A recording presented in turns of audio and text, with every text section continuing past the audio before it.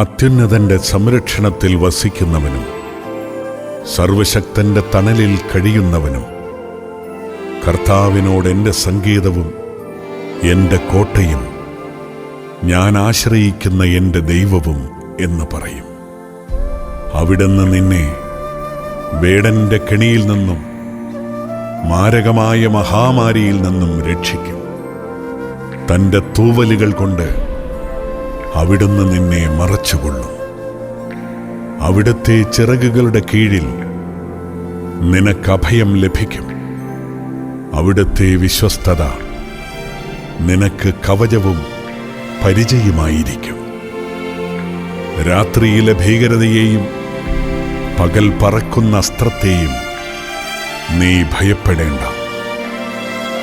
ഇരുട്ടിൽ സഞ്ചരിക്കുന്ന മഹാമാരിയെയും നട്ടുച്ചയ്ക്ക് വരുന്ന വിനാശത്തെയും നീ പേടിക്കേണ്ട.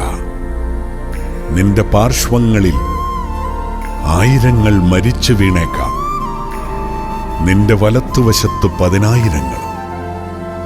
എങ്കിലും നിനക്കൊരനർത്ഥവും സംഭവിക്കുകയില്ല. ദുഷ്ടരുടെ പ്രതിഫലം നിന്റെ കണ്ണുകൾ കൊണ്ട് തന്നെ നീ കാണും.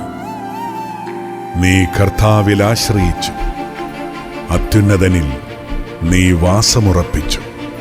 നിനക്കൊരു തിന്മയും ഭവിക്കുകയില്ല.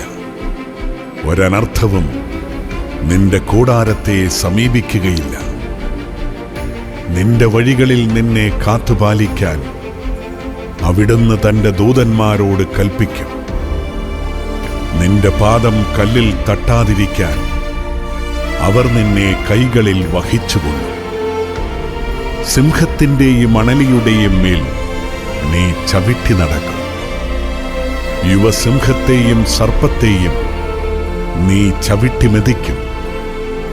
അവൻ സ്നേഹത്തിൽ എന്നോട് ഒട്ടി നിൽക്കുന്നതിനാൽ ഞാൻ അവനെ രക്ഷിക്കും. അവൻ എൻ്റെ നാമം അറിയുന്നതുകൊണ്ട് ഞാൻ അവനെ സംരക്ഷിക്കും. അവൻ എന്നെ വിളിച്ചപേക്ഷിക്കുമ്പോൾ ഞാൻ ഉത്തരമരുളും. അവൻ്റെ കഷ്ടതയിൽ ഞാൻ അവനോട് ചേർന്ന് നിൽക്കും. ഞാൻ അവനെ മോചിപ്പിക്കുകയും മഹത്വപ്പെടുത്തുകയും ചെയ്യും.